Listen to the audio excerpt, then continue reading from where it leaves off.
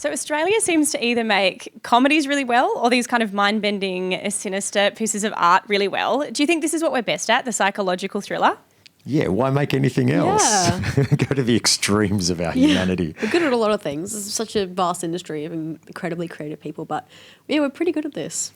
Yeah, and you guys do a really great job in The Clearing especially. Julia, with this and your other projects, I feel like you're getting into the real deep end of a lot of mentally complex characters. Yeah. Is that what you enjoy? I really do enjoy when the characters are meaty. I really enjoy the complex roles because it just means you get to immerse yourself more in it and you get that experience of fully inhabiting a character. I just really enjoy that type of role. And Amy seems to be particularly motivated by getting Mummy's approval, which is Yes. a really creepy character, but very well played as well by Miranda Otto. Why do you think that's Amy's motivation? I think just as the oldest girl in the cult and Maitreya's chosen one, her favourite, she has a lot of pressure on her to always please her and always keep the other kids in line. So I think that's what influences a lot of her behaviour in that kind of area. And how do you choose the roles that you take on? Oh, sometimes they choose me, right? You've just got to kind of be grateful for the ones that you get. I try and choose stuff that I have to believe in firstly, but then that I kind of recognise are an interesting part of Australian storytelling. You know, and with this particular role, it's not a character I've actually seen on our screens before. So I was particularly excited with this one. What is it about Joe that you think is different in that way? Well, he's a son of migrants. He's familiar, I guess, in Australia in that respect. But the way we tackle them, unfortunately, always becomes about explaining their otherness in the Australian landscape, or them struggling with their otherness, and them coming to terms with, I guess, their sense of being in Australia.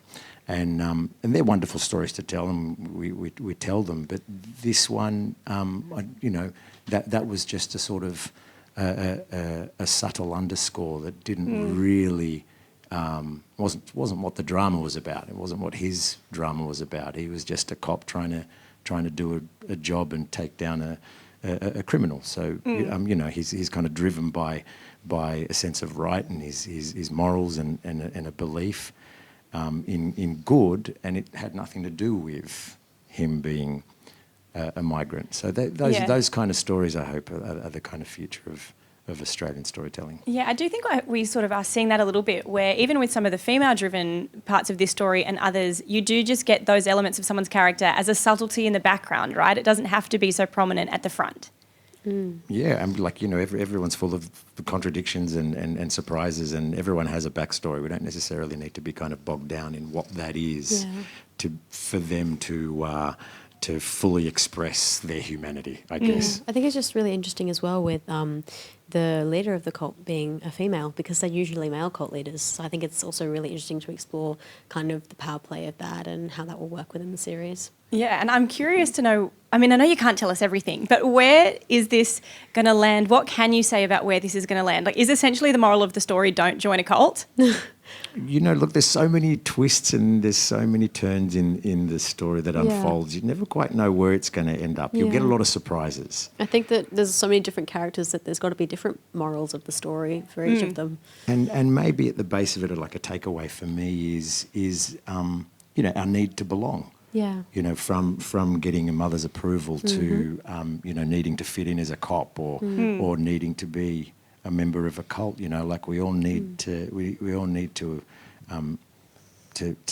feel like we belong, and sometimes that you might fall into the wrong camp to get that sense. It's also just exploring what was the appeal, like how did all of the adult cult members get kind of drawn into this, as the story progresses in the series, and, exploring that from a child's perspective with so many children who I guess have just grown up and don't know any different. It's just a really interesting perspective on such a dark story. Yeah, I'm curious on your perspective from, a young person's point of view, the things that do draw you in, compel you, the way that I think young people can follow along, right? Are there certain things you think are more likely to make someone just kind of mindlessly go into something like this, or are there particular traits that you think draw someone in? I think the character that Miranda plays, Adrienne or Maitreya, she's got a very goddess-like air about her. She's got this charm, this charisma, this flair that I guess would lure a lot of people in, and especially for a child when, such as Amy, that's all she's grown up knowing. That's what she's forced to, have happen in her everyday life. So I guess appearing as this queen-like figure for her, she would do everything in her power to please her. But I think what sets Amy apart is that, she kind of starts to look around a bit more than the others and, piece together what is happening, especially, with as the story progresses. We can't spoil, but... well, what's most remarkable in that Yeah. is not so much the power she has over the children, but the power she has over the adults, Yeah. who should know right from wrong, but Yeah. turn a blind eye to all the wrongs that happen. And as you're saying, like and that sense of belonging. Yeah, it's not an unfamiliar kind of thing where you belong, you kind of feel like you fit in and something bad happens, but you don't say anything about it. Yeah, and we sort of even see that in the first episode when some of the adults start to wonder, is this a good idea, what we're really doing? Would it be such a bad thing if it all broke apart? Yeah. As well. Questioning. Yeah, absolutely. Self-protection is... And Freya, one of the key characters in this, played by Teresa Palmer, she, I think, speaks to that, the parental nature perhaps, that protective kind of theme that really comes out in this. You're a father of 3. Did you kind of relate to her need to constantly be protecting her child, Billy? Yeah.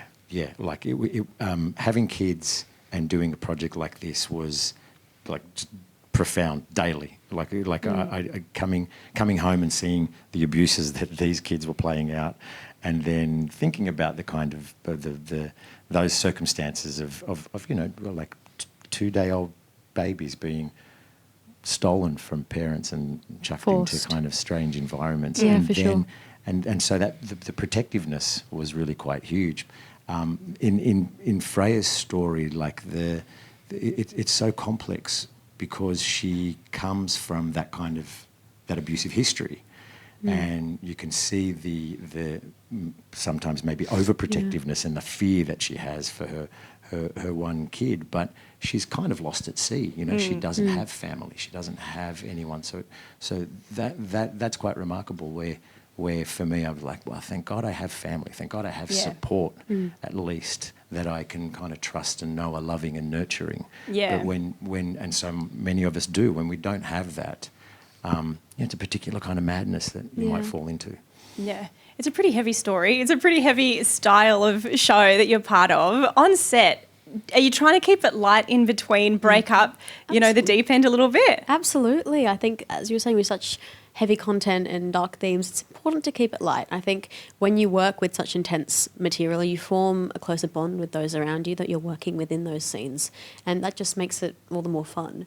The genius of the casting was not just to kind of amass this kind of talent, but also just to bring people together that are good people. Yeah. Awesome, kind, Everyone was nice amazing. people. Even Everyone just cast and crew was just a beautiful set of people. Yeah, so you can laugh on the set of a psychological thriller. This is good to know. Yeah. I mean, I would turn up and see these kids running around giggling and just Yeah, thinking, doing God, star jumps and stuff like that. How are you guys giggling?